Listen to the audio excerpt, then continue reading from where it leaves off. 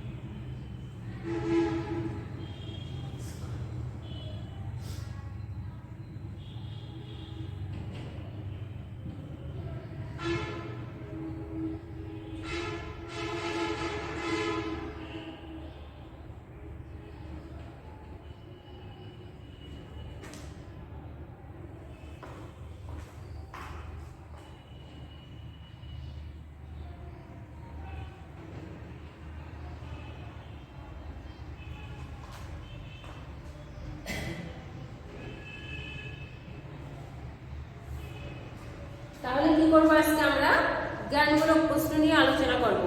পঞ্চম অধ্যায় থেকে আমরা অলরেডি প্রথম অধ্যায়, দ্বিতীয় অধ্যায়, তৃতীয় অধ্যায়, চতুর্থ অধ্যায় থেকে জ্ঞানমূলক প্রশ্ন নিয়েছি। আজকে আমরা পঞ্চম অধ্যায় থেকে তোমাদের জ্ঞানমূলক প্রশ্ন এবং তার উত্তর লিখে দিব। তোমরা আশা করি উত্তরগুলো লিখে নিবে বা মনোযোগ দিয়ে ক্লাস দেখবে।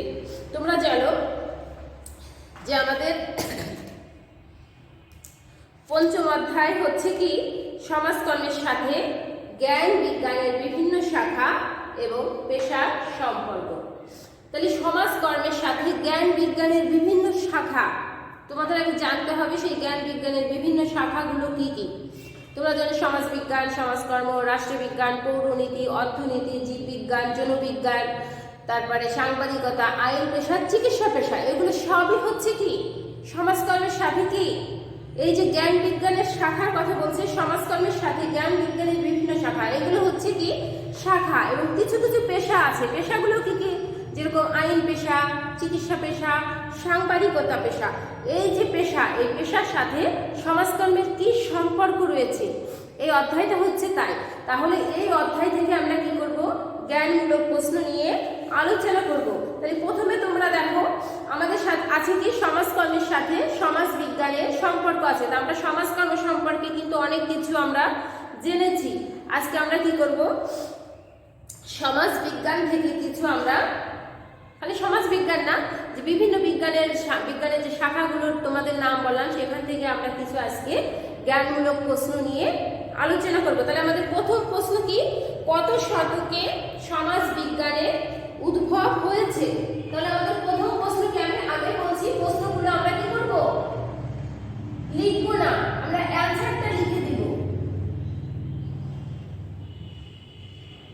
কি বলেছে? যে কত শতকে সমাজ বিজ্ঞানের উদ্ভব হয়েছে? 19 শতকে।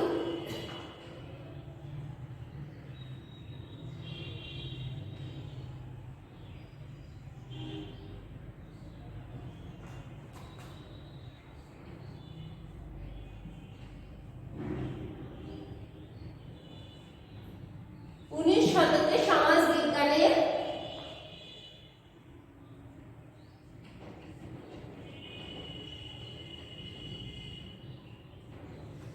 তাহলে প্রথম প্রশ্ন আমাদের কি ছিল? যে কত শতকে সমাজ বিজ্ঞানের উদ্ভব হয়েছে? এই যে সমাজ বিজ্ঞানটা, এই সমাজ বিজ্ঞানটা প্রথম কত শতকে উদ্ভব হয়েছে? প্রথম হয়েছে কত শতকে? 19 শতকে। সমাজ বিজ্ঞানের ইংরেজি প্রতিশব্দ কি? সমাজ বিজ্ঞানের ইংরেজি প্রতিশব্দ কি?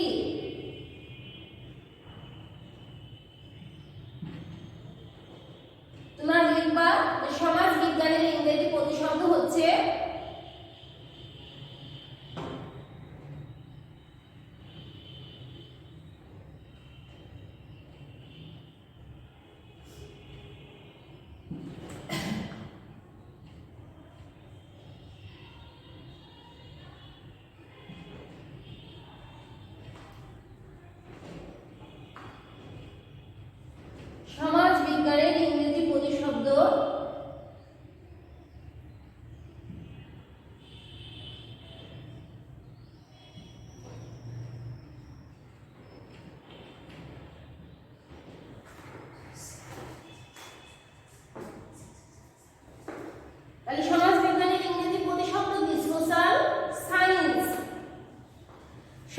বিজ্ঞানের ইংরেজি প্রতিশব্দ কি?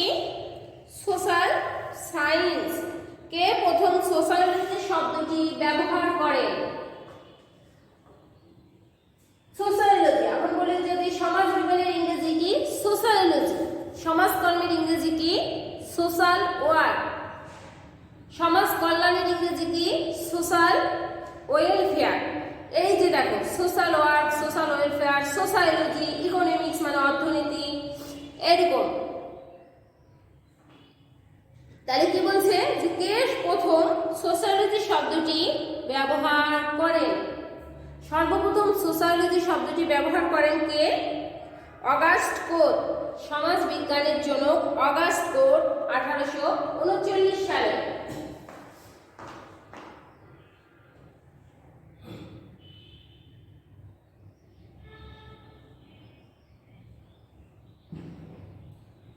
সোশ্যালজি শব্দটি সর্বপ্রথম কে ব্যবহার করেন? সমাজ বিজ্ঞানের জনক অগাস্ট কোট।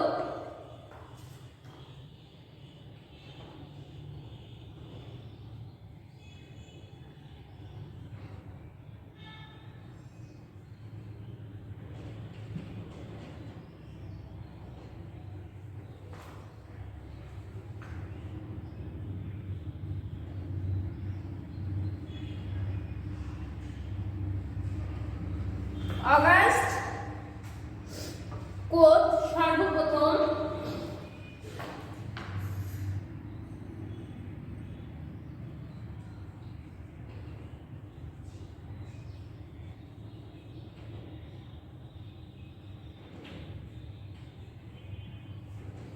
সমাজ বিজ্ঞানের জনক অগাস্ট কোট সর্বপ্রথম 1839 সালে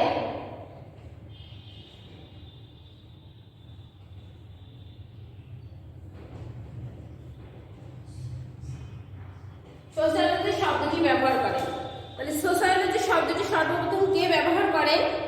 সমাজ বিজ্ঞানের জনক অগাস্ট কোট 1839 সালে। সমাজ বিজ্ঞানের জনক অগাস্ট কোট সর্বপ্রথম 1839 সালে সোশ্যালজি শব্দটি কি করেন? ব্যবহার করেন।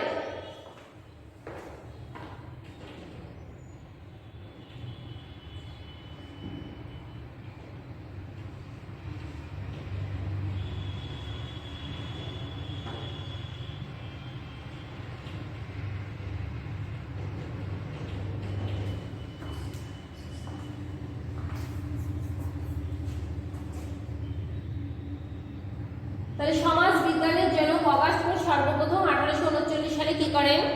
সোশ্যালজি শব্দটি ব্যবহার করেন। তারপরে প্রশ্ন আমরা চলে যাই সমাজকর্ম কি? এখন আমরা বলি কি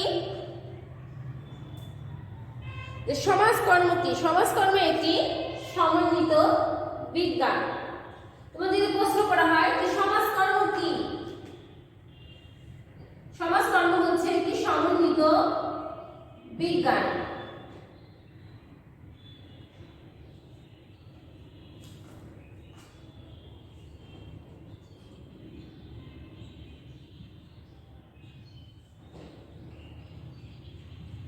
হচ্ছে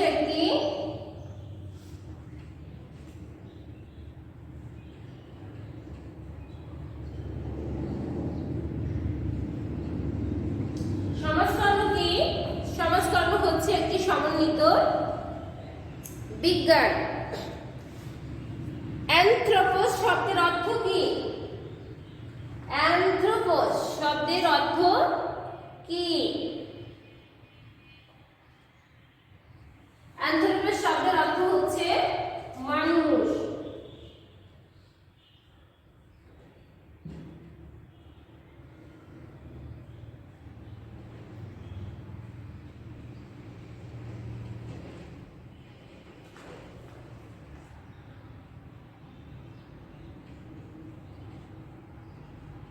অ্যানথ্রোপোস শব্দের অর্থ হচ্ছে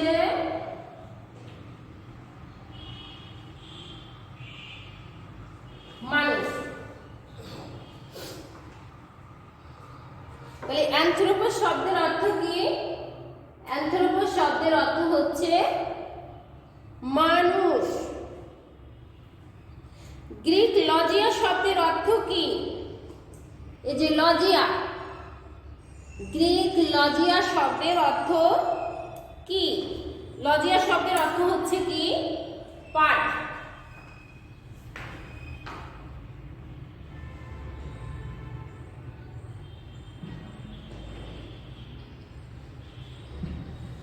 গ্রিক লজিয়া শব্দের অর্থ হচ্ছে কি? পাঠ। লজিয়া শব্দের অর্থ তাহলে কি বোঝায়? পাঠ বোঝায়। দৈহিক নৃবিজ্ঞান কি নিয়ে আলোচনা করে? তোমরা জানো নৃবিজ্ঞান দুই ধরনের, একটি হচ্ছে যৌবিক নৃবিজ্ঞান বা দৈহিক নৃবিজ্ঞান, আর একটি হচ্ছে সাংস্কৃতিক নৃবিজ্ঞান বা সামাজিক নৃবিজ্ঞান। তার ভিতর বলছে কি দৈহিক বা যৌবিক যে নৃবিজ্ঞান আছে সেই নৃবিজ্ঞান, দৈহিক নৃবিজ্ঞান কি নিয়ে আলোচনা করে? মানুষের উৎপত্তি, বিকাশ ও তার গঠন প্রণালী নিয়ে আলোচনা করে। তাহলে দৈহিক নৃবিজ্ঞান কি নিয়ে আলোচনা করে?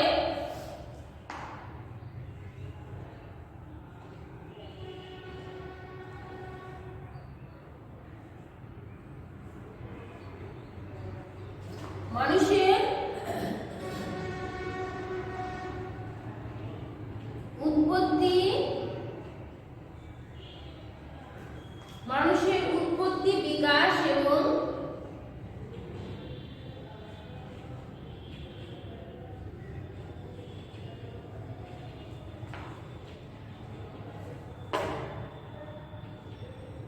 দৈহিক গঠন প্রণালী নিয়ে আলোচনা করে। তাহলে কি বলছে? দৈহিক নৃবিজ্ঞান কি নিয়ে আলোচনা করে? মানুষের উৎপত্তি, বিকাশ ও তার দৈহিক গঠন প্রণালী নিয়ে আলোচনা করে। অর্থাৎ মানুষের উৎপত্তি হয়েছে কিভাবে, মানুষের যে বিকাশ, তারপরে দৈহিক যে গঠন প্রণালী, এগুলো নিয়েই কি করে? দৈহিক নৃবিজ্ঞান আলোচনা করে। তারপরে প্রশ্ন আছে দেখো যে সাংস্কৃতিক নৃবিজ্ঞান কি? আমরা বলেছিলাম যে নৃবিজ্ঞান কয় ধরনের? নৃবিজ্ঞান হচ্ছে কি দুই ধরনের, একটা হচ্ছে দৈহিক বা যৌবিক নৃবিজ্ঞান, আরেকটা হচ্ছে সাংস্কৃতিক বা সামাজিক নৃবিজ্ঞান। তাহলে এখন প্রশ্ন আসলো যে সাংস্কৃতিক নৃবিজ্ঞান কি? সাংস্কৃতিক হলো নৃবিজ্ঞানের একটি শাখা যা মানুষের অর্জিত ব্যবহার নিয়ে গবেষণা করে। সাংস্কৃতিক নৃবিজ্ঞান হচ্ছে কি? হলো নৃবিজ্ঞানের একটি শাখা, নৃবিজ্ঞানের একটি শাখা যা মানুষের অর্জিত ব্যবহার নিয়ে গবেষণা করে।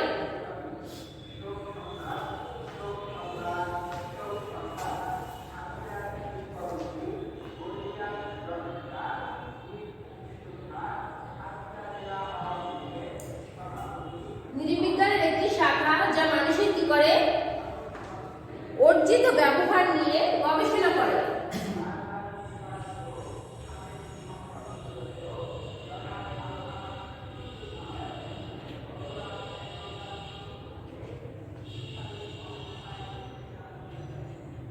একটি শাখা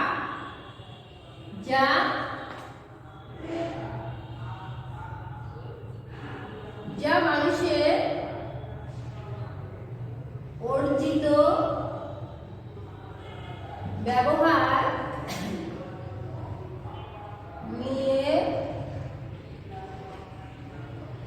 গবেষণা করে। তাহলে কি বলছে যে সাংস্কৃতিক নৃবিজ্ঞান কি? সাংস্কৃতিক নৃবিজ্ঞান হলো নৃবিজ্ঞানের একটি শাখা। কি বলছে? সাংস্কৃতিক নৃবিজ্ঞান হচ্ছে নৃবিজ্ঞানের একটি শাখা যা মানুষের অর্জিত ব্যবহার নিয়ে গবেষণা করে। অর্থাৎ এখানে প্রশ্ন আসতে পারে যে মানুষের অর্জিত ব্যবহার নিয়ে গবেষণা করে। মানুষের অর্জিত ব্যবহার কি? অর্থাৎ এই যে আমরা মানুষ সবাই, তাই তো, আমরা সবাই মানুষ, আমরা কি করি? সবার সাথে বিভিন্নভাবে কথাবার্তা বলি। এই যে এর ফলে মানুষ কি করে? একটা অর্জন করে, অর্থাৎ অর্জিত ব্যবহার, সেটা নিয়ে কি করে? গবেষণা করে। সেটাই হচ্ছে কি সাংস্কৃতিক নৃবিজ্ঞান। এখন আমরা পরবর্তী আলোচনায় চলে যাই। দেখো মনোবিজ্ঞানের বিষয়বস্তুর মূল কেন্দ্রবিন্দু কি? তোমরা মনোবিজ্ঞানের নাম শুনছো, সাইকোলজি মানে হচ্ছে কি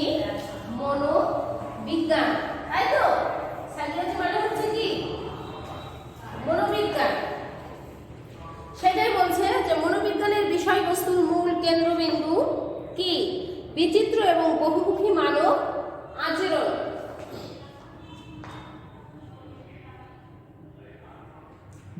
মূল কেন্দ্রবিন্দু কি?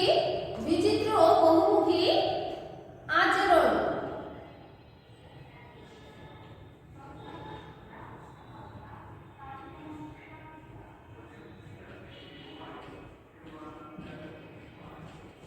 কি বলছে? বিচিত্র ও বহুমুখী আচরণ। সাইসি শব্দের অর্থ কি? সাইসি শব্দের অর্থ হচ্ছে মন বা আত্মা।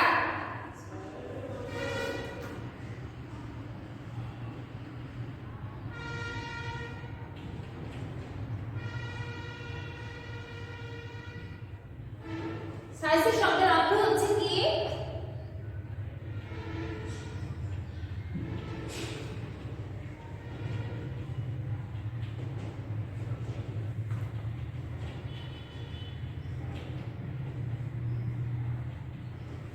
তাহলে কি বলেছে যে সাইসি শব্দের অর্থ কি?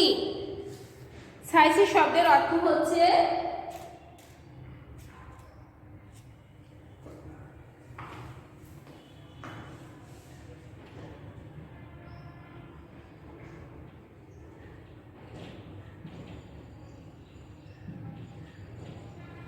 সাইসি শব্দের অর্থ হচ্ছে কি? মন বা আত্মা। সাইসি শব্দের অর্থ কি? মন বা আত্মা।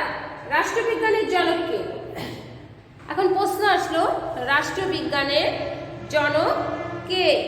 গ্রিক দার্শনিক অ্যারিস্টটলকে রাষ্ট্রবিজ্ঞানের জনক বলা হয়। গ্রিক দার্শনিক অ্যারিস্টটলকে রাষ্ট্রবিজ্ঞানের জনক বলা হয়।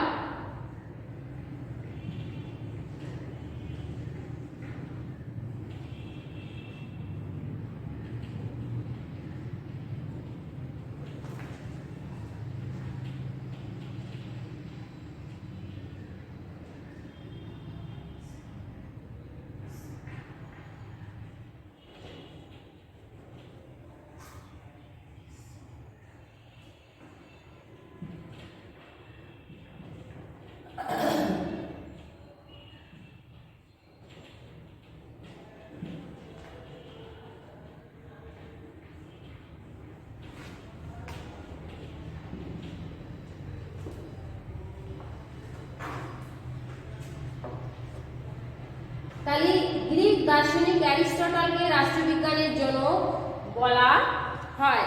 তাহলে রাষ্ট্রবিজ্ঞানের জনক বলা হয় কাকে? গ্রিক দার্শনিক অ্যারিস্টটলকে। অর্থাৎ গ্রিক দার্শনিক অ্যারিস্টটল হচ্ছে রাষ্ট্রবিজ্ঞানের জনক। ল্যাটিন শব্দ সিভিস এবং সিভিটাসের অর্থ কি? তোমরা জানো সিভিস এবং সিভিটাস এই দুটির অর্থ কি? একটা হচ্ছে নাগরিক আর একটা হচ্ছে কি? নগর রাষ্ট্র।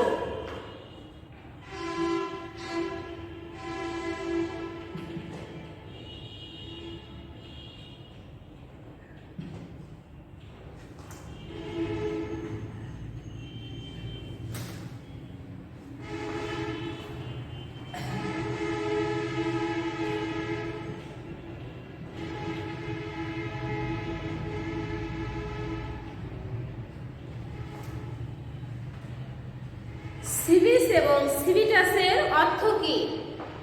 নাগরিক এবং নগর রাষ্ট্র। পৌরনীতি মানুষকে কি হিসেবে গণ্য করে? এই যে পৌরনীতি, এই যে আমরা যে মানুষ, আমাদের এই মানুষকে কি হিসেবে গণ্য করে?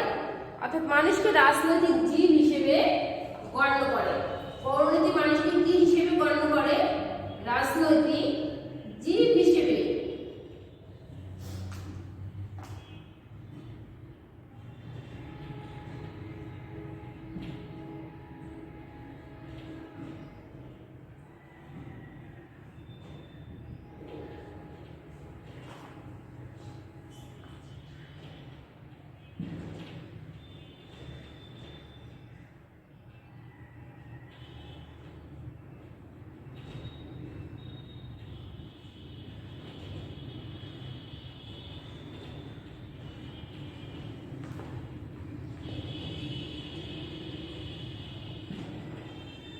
পৌরনীতি মানুষকে কি হিসেবে গণ্য করে?